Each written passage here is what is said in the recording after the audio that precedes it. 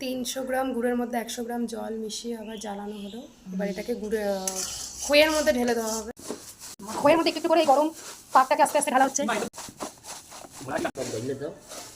একদিক দিয়ে ঢালতে হবে, আরেক দিক দিয়ে এভাবে কন্টিনিউ এটাকে নাড়াতে হবে।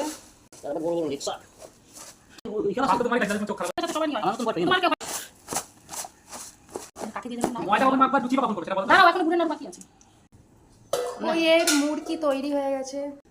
এটা হচ্ছে পুরো পিওর রূপোর একটি হাঁড়ি, যেটার মধ্যে আমরা প্রত্যেক বছর এই পাত্রটার মধ্যে, রূপোর পাত্রটার মধ্যে আমরা এবার এই খইয়ের মুড়কিটাকে, আর এটা হচ্ছে আমাদের পারিবারিক একটি ঐতিহ্য যে এই হাঁড়িটি, যেটি পুরীর থেকে আনা হয়েছে, এটির মধ্যেই রাখা হয়।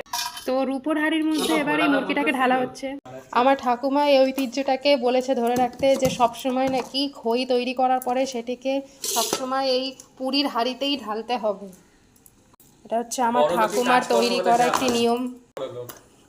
আমাদের লক্ষ্মী পুজোর বাড়ির নিয়ম অনুযায়ী আমার ঠাকুমা বলেছে যে মাটির সরার দুই পাশে দুটো হাঁড়িকে রাখতে হয়। একটি থাকবে রূপোর হাঁড়ি, আর একটি থাকবে পুরীর।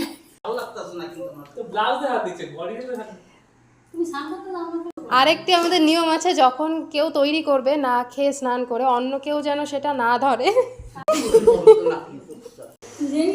পুরোটাই একটা মজা হচ্ছে, এমন কিছু ব্যাপার না।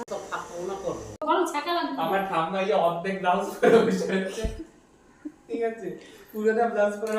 এবার দেখুন কি সুন্দর করে উপরের চূড়াটাকে তৈরি করা হচ্ছে। সংসারে নাকি উন্নতি তত, যার এই চূড়া, আমাদের নিয়ম অনুযায়ী যত চূড়া বেশি উঁচু করবেন ততই নাকি এটা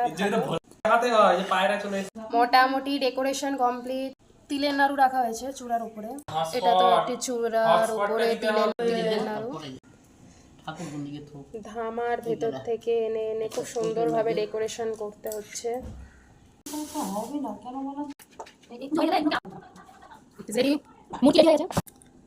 তো তৈরি হয়ে গেছে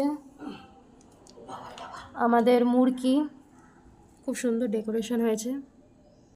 খইয়ের মুড়কি রেডি, যেটা আমাদের লক্ষ্মী পুজোয় সবারই লাগে ঠাকুরের পাশে দেওয়ার জন্য।